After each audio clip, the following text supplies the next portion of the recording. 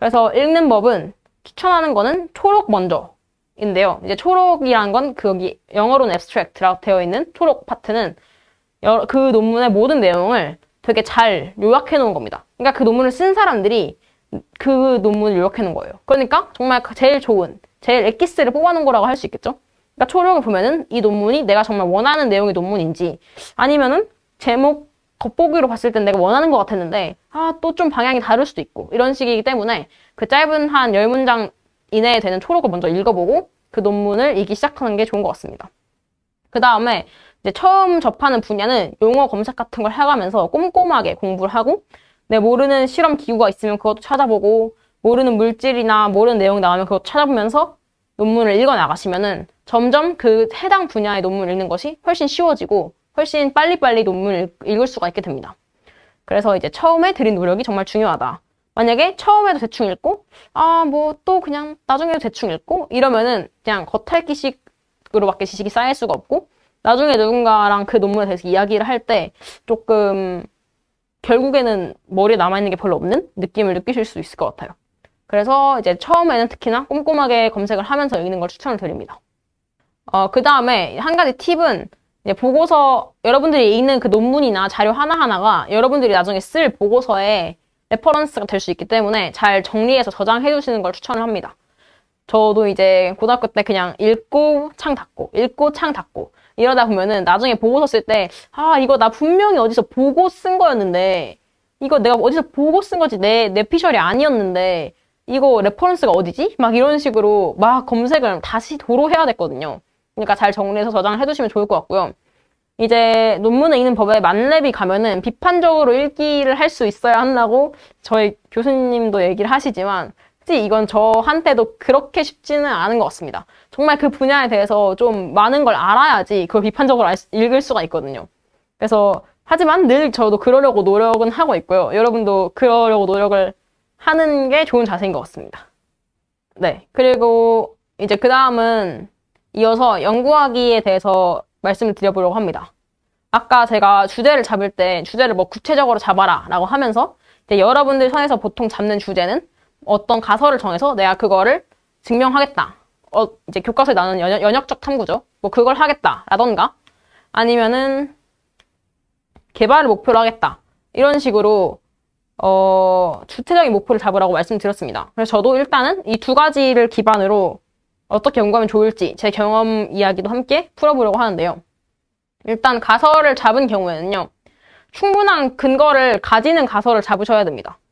물론 처음 가설을 딱 나올 때 자체는 뭐 이거 왠지 될 것 같은데? 이렇게 아이디어가 나와도 상관은 없어요. 당연히 막 모든 가설이 여러분들이 막 다 연구를 다 찾아봐가지고 그걸 막 이어가지고 가설을 잡기가 오히려 어려울 것 같고 처음 가설을 딱 아이디어를 제시할 때는 뭔가 그냥 여러분들이 툭 튀어나온 아이디어로 가설을 제시할 수도 있지만 결국에는 그 가설을 연구하려면은 그 가설을 세우는 것부터가 충분한 근거를 기반으로 하셔야 됩니다. 그리고 이제 가설을 잡고 나면은 그 실험을 과학적인 방식으로 차근차근히 증명을 해나가셔야 됩니다. 왜냐면 여러분들이 가설을 애초에 잡을 때부터 뭔가 느낌이 와서 가설을 잡았고 그리고 충분한 근거도 막 자료 조사를 했을 거 아니에요. 선행 연구 조사를. 그러다 보면은 그냥 이거 뭐 당연히 되는 거 아닐까? 그냥 내가 생각한 게 너무 당연히 맞는 거 아닐까? 이렇게 생각을 할 수 있지만 다른 사람들이 보기에는 아니고요. 그래서 그 가설을 남이 여러분한테 준 문제인 것 마냥 그냥 그거를 하나하나 풀어나가셔야 됩니다. 안 그러다 보면은 남들이 볼 때는 그냥 뭐랄까 궤변? 그러니까 그냥 자기네들이 말하고 자기네들 논리에 빠져있는 그런 사람으로 보일 수가 있기 때문에 과학적인 방식으로 차근차근히 하셔야 되고 특히 이제 연역적 탐구를 잘 할 때에는 통제 변이는 잘 고려하셔야 됩니다. 이제 저도 고등학교 때 그런 여러 실험을 해보다 보면은 아무래도 내가 지금 보고 싶은 게 조작 변이다 보니까 조작 변이에 자꾸만 눈길이 가고 통제 변이를 뭘 고려해야 될지를 잘 고려를 못할 수가 있는데 이제 그런 거를 정말 친구들이랑 얘기 많이 하면서 정말 하나하나 다 생각을 해서 최대한 통제 변이를 잘 통제하셔야 되고요. 그래야지 믿을 만한 실험이라고 할 수가 있겠습니다. 그리고 이제 실험만 많이 한다고 좋은 게 아니고 실험을 계획적으로 생각을 해서 방금 말한 논리성을 잘 생각을 하면서 이 실험이 무언가 뭘 입증해 주겠지. 이 실험이 이 단계에 뭘 입증해줄지 이런 식으로 실험을 차근차근히 계획을 해가면서 하셔야 한다고 말씀드리고 싶습니다. 그리고 이제 가장 중요한 거는 윤리성, 실험 결과 조작하는 건 절대 안 되고요. 그냥 차라리 그 실험이 망하면 그냥 망했다고 쓰시면 됩니다. 왜냐면 지금 여러분들이 지금 하시는 연구가 막 그거가 엄청 잘 됐다고 해서 막 여러분들의 평생 커리어가 되고 뭐 이런 것도 아니고 정말 여러분들의 과학자로서 양심을 잘 지키시면서 실험 결과 조작 이런 건 절대 하시면 안 됩니다. 하지만 항상 유혹이 있습니다. 하지만 버티셔야 합니다. 이건 제가 해봤던 일종의 제가 했던 연구 중에 가장 연역적 탐구였던 걸 한번 가져와 봤는데요. 이건 제가 이제 고등학교 2학년 때쯤에 이제 갯벌에서 연구를 하게 돼서 잡았던 주제입니다. 그래서 이때 저희가 잡았던 주제는 이제 갯벌 하부에 흙을 파다 보면은 갯벌 밑에가 이제 색깔이 다른 걸 저희가 이제 못 착안을 했던 거예요. 그래서 왜 갯벌 밑에 쪽만 이렇게 흙 색깔이 다를까라고 생각을 하면서 갯벌 하부에 사는 혐기성 미생물이 유기물 분해를 해서 흙 색깔이 검은색으로 변하는 게 아닐까라는 가설을 세웠어요. 그 다음에 이제 이 가설의 근거는 뭐였냐면은 여기 보시면 알겠지만 첫 번째는 갯벌 하부는 혐기성 미생물이 많이 서식한다.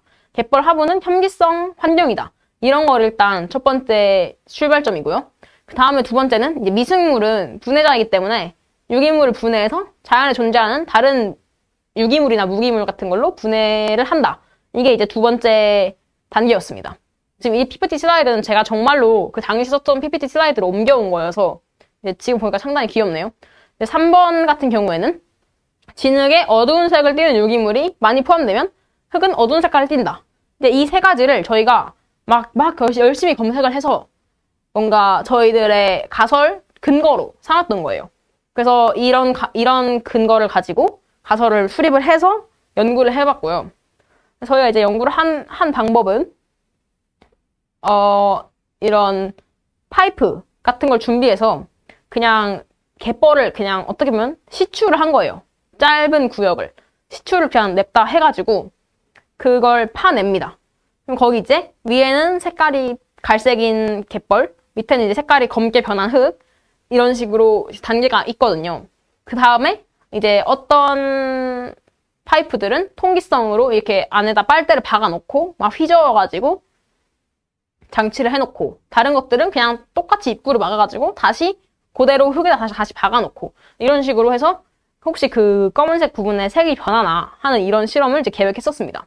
그래서 이제 나름 저희가 그때 정했던 조작 변이는 당연히 공기의 유무였고요. 통기의 유무. 그 다음에 이제 통제 변이는 온도, 물 온도, 그리고 뭐 깊이 이런 거를 다 그냥 원래 환경처럼 맞춰놓기 위해서 이제 저희가 저걸 다시 시추했던 거를 다시 바다에 박아놓는 식으로 이제 실험을 했었거든요.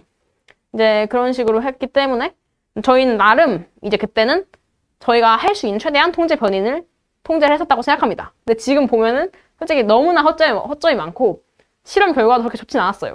그렇지만 저는 조작을 하진 않았습니다. 그냥 실험이 안 됐습니다 라고 얘기를 하고 실험이 왜 안 됐는지를 분석해서 이제 발표를 했던 것 같습니다. 이제 그 다음에 이제 개발을 목표로 할 경우인데요. 저도 이제 고등학교 때 개발을 목표로 하는 연구를 해봤어서 이제 그것도 한번 이야기를 해보려고 합니다.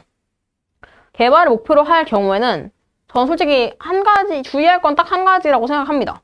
기존의 기술 제품에서 무엇을 향상시킬지를 확실하게 해야 된다고 생각합니다.